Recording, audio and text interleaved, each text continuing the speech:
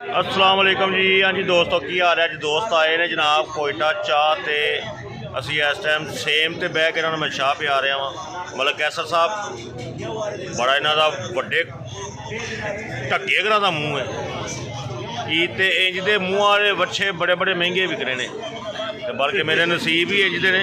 आ वेखो अकबर कंवर साहब, बाबू अकबर कंवर ते बड़े बेहतरीन इंसान ने और बेहतरीन बच्चा है पुत्र है साडा। ते बाबू साहब की हाल है? अल्लाह का करम भाई, तुसीं सुनाओ भाई। बाबू साहब का काम है जनाब कैटरिंग का, भोपे वगैरह, लाइटिंग, डेकोरेशन, खुसरियां तो लैके ढोल वाले तो लैके पकवाई तक टोटल हर चीज़ ये को दस्तियाब है।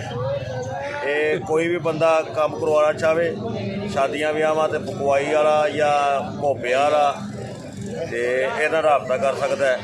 तो यह ने अपने हाफज नवाज साहब और गंजे दत्त नाल ने मान साहब, बड़ा इन्हां दा नक्शा समझाने वाली सोटी अगर का मूँह है। तो आप सब की हाल जे? जी अलहमदुलिल्लाह, अल्लाह का शुक्र। भाई तुम सुनाओ।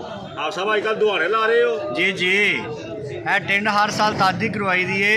हर साल जो तरबूज का मौसम आता है अलहमदुलिल्लाह तरबूज लाई दे ने ताकि लोगों को पता हो टिंड वेख के बड़े दुआने वेखते हैं। अच्छा जी। जी जी, अक्सर दुनिया खलो जाती है ना, और जो लोग टिंड वेंदे ने अचानक उन्हें तरबूज का ध्यान पै जाता थले, वो फिर लोग लैन तो बगैर नहीं जाते दुआने।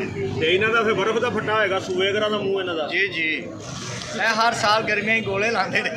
मेरा दिन बनता है कि एक गोला इधर भी मारा मैं, जिमें का मेरा मुंह बना रहा है ना ये चोरी।